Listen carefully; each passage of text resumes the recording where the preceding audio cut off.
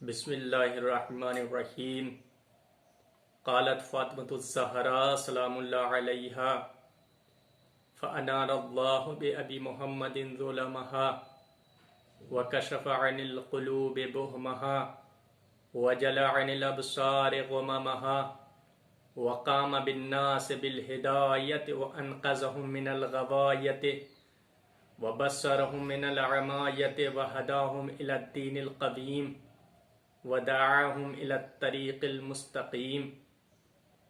ناظرین کرام السلام علیکم۔ خطبہ فتح کے عنوان سے سلسلہ جاری و ساری ہے۔ آج ہم آپ کے سامنے اسی سلسلے میں بعثت رسالت کے فوائد کے بارے میں گفتگو کریں گے۔ صدیقہ کبریٰ راضیہ مرضیہ حورہ انسیہ حضرت فاطمۃ الزہرا سلام اللہ علیہا نے جو اجمالاً گفتگو فرمائی، اسی کے بارے میں چند باتیں بیان کی جائیں گی۔ آپ بیان فرماتی ہیں فَأَنَارَ اللَّهُ بِأَبِي مُحَمَّدٍ ظُلَمَهَا، پس خدا نے میرے بابا حضرت محمد مصطفیٰ صلی اللہ علیہ وآلہ وسلم کے نور کے ذریعے جاہلیت کی تاریکیوں کو نور میں بدل دیا۔ رسول خدا نے اپنے روشن دلائل و براہین کے ذریعے شرک و بت پرستی اور آتش پرستی جو قوم عرب کی تمام بدبختیوں کی جڑ تھا اسے اکھاڑ پھینکا اور اس کی جگہ نظام توحید پرستی پیش کی۔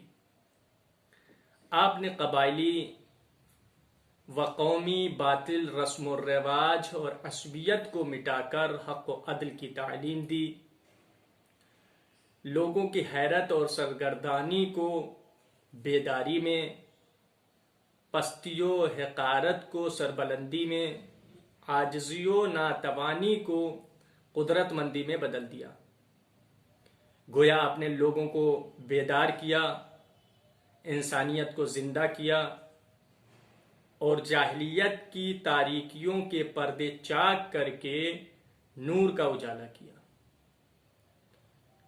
وَكَشَفَ عَنِ الْقُلُوبِ بُهْمَهَا، اور لوگوں کے دلوں سے ابہام کو دور کیا، یعنی اس زمانے کے لوگوں کے دلوں میں حقائق جو مشکوک اور غیر واضح تھے، مثلا توحید، موت و حیات، نظام کائنات، کائنات کے بعد آخرت، حشر و نشر کی کیفیت کے بارے میں جو لوگوں کے دلوں میں شکوک و شبہات تھے، اسے پیغمبر اسلام نے دور کیا اور حقائق سے لوگوں کو آشنا فرمایا۔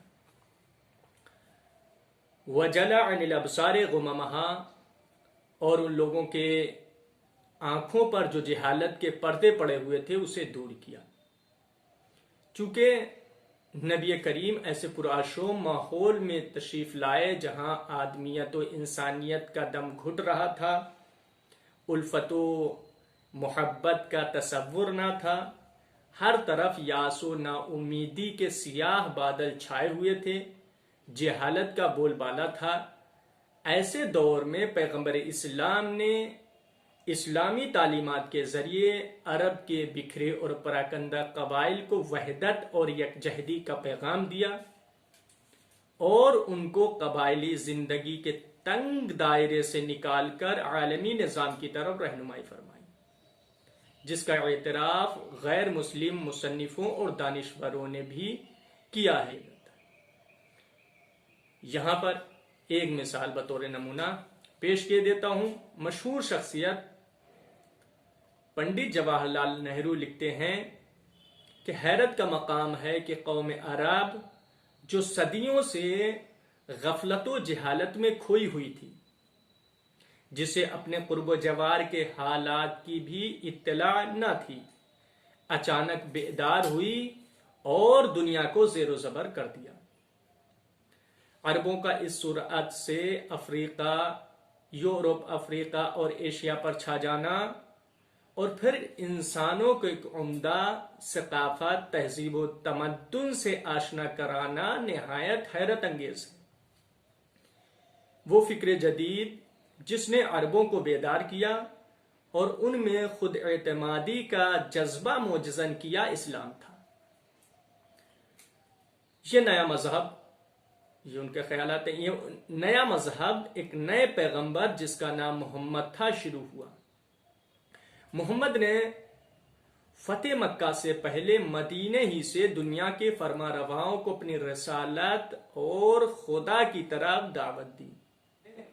ان پیغامات سے اندازہ لگایا جا سکتا ہے کہ محمد کو کس قدر اپنی نبوت و رسالت پر اعتماد تھا، اور اسی خود اعتمادی کو عوام میں پیدا کیا، جس کا نتیجہ یہ ہوا کہ خانہ بدوش یعنی وہ قوم عرب جو صحرائی زندگی گزارتے تھے وہ دنیا پر چھا گئے۔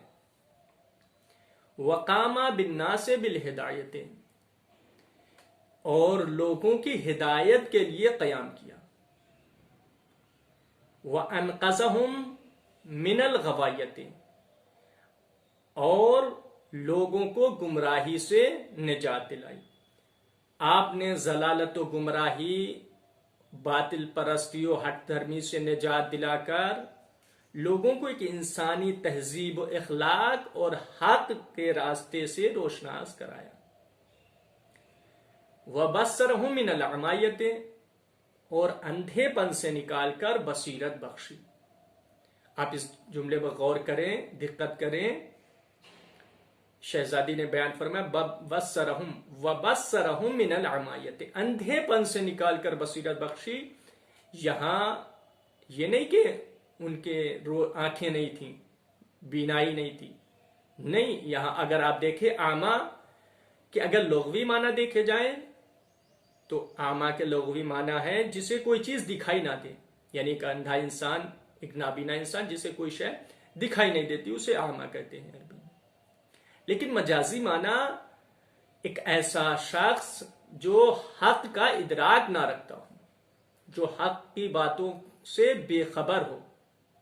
شہزادی نے یہ جو بیان فرمایا وَبَصَّرَهُم مِّنَ الْعَمَایَّةِ، یعنی لوگ بصارت تو رکھتے تھے، بصیرت نہیں تھی، یا یوں کہا جائے دل ان کے مردہ تھے، دل اندھے تھے، لہٰذا ان کے مردہ قلوب کو پیغمبر اسلام نے نور بصیرت سے منور کیا۔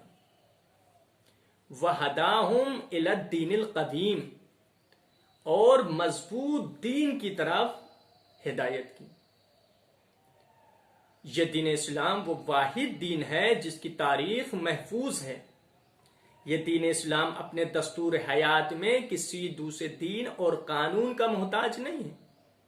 یہ دین اسلام ایسا نہیں کہ اس دین اسلام میں کوئی کمزوری ہو جسے دوسرے ادیان سے دور کی جا سکے، ایسا ہرگز نہیں۔ یہ دین اسلام محکم اور مستحکم ہے۔ وَهَدَاهُمْ إِلَى الدِّينِ الْقَدِيمِ، پیغمبر اسلام نے لوگوں کے دین قدیم مضبوط دین کی طرف ہدایت کی۔ وَدَعَاهُمْ إِلَى الطَّرِيقِ الْمُسْتَقِيمِ، اور راہ راست کی طرف دعوت دی۔ راہ راست، سیدھے راستے کی طرف لوگوں کو دعوت دی۔ وہ راستہ جو صداقت کا راستہ ہے، وہ راستہ جو حق کا راستہ ہے، وہ راستہ جو اللہ کا بنایا ہوا راستہ ہے، بندوں کا بنایا ہوا راستہ نہیں ہے جسے دین اسلام کہتے ہیں۔ یہ دین اسلام دین حق ہے، تمام دین، تمام ادیان سے بہتر ہے۔ سورہ توبہ کی آیت نمبر 33 میں ارشاد ہوتا ہے هو الذی ارسل رسولہ بالہدی ودین الحق لیظہرہ علی الدین کلہ ولو کرہ المشرکون۔ قرآن مجید میں بہت ساری آیات آپ کو ملیں گی جو پیغمبر اسلام کی عظمت و بلندی کو بیان کر، لیکن یہ عجیب آیت مبارکہ ہے جو پیغمبر اسلام کو دیگر نبیوں سے ممتاز قرار دیتی۔ اور بھی آیات ہیں لیکن یہ واضح آیت ہے۔ ارشاد ہوتا ہے هو الذی ارسل رسولہ بالہدی ودین الحق، وہ اللہ جس نے ایک رسول بھیجا ہدایت اور دین حق کے ساتھ۔ کہ حضرت آدم علیہ السلام سے لے کر حضرت عیسیٰ تک جتنے انبیاء کرام علیہ السلام گزرے ہیں سب ہدایت و دین حق کے ساتھ ہی آئے ہیں، لیکن فرق کیا ہے، امتیاز کیا ہے؟ امتیاز یہ ہے کہ ایک کم 1,24,000 یعنی نبی آخر سے ما سبق جتنے بھی نبی گزرے ہیں سب کی ذمہ داری فقط دین کی تبلیغ کرنا ہے، لیکن پیغمبر اسلام کی ذمہ داری دین کی تبلیغ کے ساتھ ساتھ دین کو تمام ادیان پر غالب بنانا۔ میرا سوال ہے، کیا کوئی ایسا روز یعنی پیغمبر اسلام کی 63 سالہ حیات طیبہ کا کوئی ایسا روز ہے یا آپ کے دنیا میں آنے سے لے کر آج تک کوئی ایسا وقت اور ایسا لمحہ کوئی ایسا لہجہ گزرا ہے کہ جب یہ دین اسلام تمام ادیان پر غالب آیا ہو؟ ایسا کوئی نہیں بتا سکتا، نہ ایسا ہوا۔ تو پھر سوال پیدا ہوتا ہے، کیا نعوذ باللہ پیغمبر اسلام نے اس آیت پر عمل نہیں کیا؟ نہیں، اگر نبی عمل نہیں کریں گے تو پھر امت کا کیا حال ہوگا؟ یقیناً عمل کے شاید یہی وجہ تھی کہ جتنا اہتمام غدیر خم کے لیے کیا گیا کسی بھی پیغام کے لیے کسی بھی حکم کے لیے اتنا اہتمام نہیں کیا گیا۔ سوالہ کھاجیوں کے میدان میں چونکہ اللہ کو نبوت و رسالت کی ذمہ داری امامت کے حوالے کر، لہٰذا پیغمبر اسلام نے بحکم الہی میدان غدیر خم میں اپنی ذمہ داری یعنی نبوت و رسالت کی ذمہ داری امامت کے حوالے کی، اور یہ بات واضح کر دیا کہ اب اگر کسی کو بعد پیغمبر دین سمجھنا ہے، دین کے اصول درک کرنا ہے تو امامت کا سلسلہ جاری و ساری ہوتا ہے، جس میں پہلی کڑی حضرت علی علیہ الصلوۃ والسلام ہے۔ لِیُظْہِرَهُ عَلَى الدِّینِ کُلِّهِ، پیغمبر اسلام نے غدیر خم کے میدان میں اپنی ذمہ داری امامت کے حوالے کر کے اور ایک بات واضح کر دیا کہ یقیناً سلسلے امامت سے ایک کڑی آخری کڑی تشریف لائے گی جسے حضرت مہدی کہتے ہیں، تب یہ دین تمام ادیان پر غالب ہوگا۔ اس سلسلے سے بہت سارے روایات و حدیث آپ کو مل جائیں گی، خود برادران اہل سنت کی کتب میں بھی، جیسے صحیح ترمذی ہے، سنن ابن داؤد ہے، اور مسند احمد بن حنبل ہے، اور مستدرک، ان تمام کتب میں بے شمار روایت مل جائیں گے جہاں یہ واضح طور پر بیان ہوا ہے کہ حضرت مہدی کا جب ظہور ہوگا تو یہی دین اسلام تمام ادیان پر غالب قرار پائے گا۔ وآخر دعوانا ان الحمد للہ رب العالمین۔